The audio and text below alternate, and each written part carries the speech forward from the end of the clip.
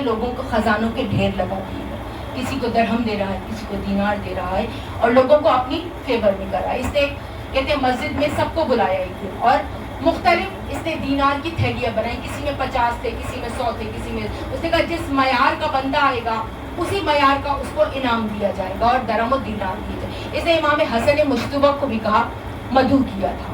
کہ امام تاخیر سے آئے، نماز مغرب ہونے والی. کہتے جیسے ہی امام مسجد میں تشریف لائے، اس نے امام کو دیکھا اور ناگواری سے کہا کہ میں جانتا ہوں آپ اتنی دیر سے کیوں آئے ہیں، اتنی تاخیر سے کیوں آئے ہیں.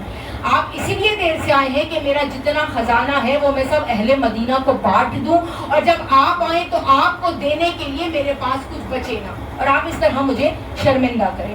لیکن یاد رکھیے گا کہ میرے پاس وہ خزانہ ہے جو کبھی ختم نہیں ہوگا، کیونکہ میں ہندا کا بیٹا ہوں. تو اس نے یہ کہا کہ میرے پاس وہ خزانہ ہے جو کبھی ختم نہیں ہوگا، میں ہندا کا بیٹا ہوں. کہتے میرے مولا مسکرائے اور جب کہتے ہیں فوراً ہی نماز مغرب کا وقت ہو گیا، میرا مولا پلٹنے لگا، واپس جانے لگا.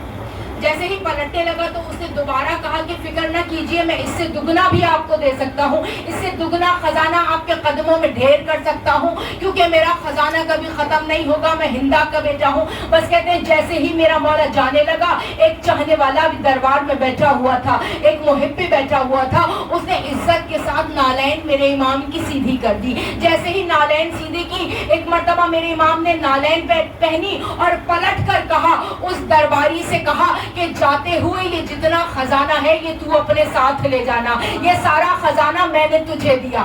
اب جیسے ہی کہتے ہیں حاکم شام نے سنا، کہتے تڑپ کر کھڑا ہو گیا اپنی مسند سے اور کہا فرزند رسول آپ نے یہ کیا کیا، اتنا بڑا خزانہ میرے ایک ادنا سے درباری کو دے دیا، ایک ادنا سے سپاہی کو دے دیا. آپ جواب سنیے امام حسن مجتبی کا.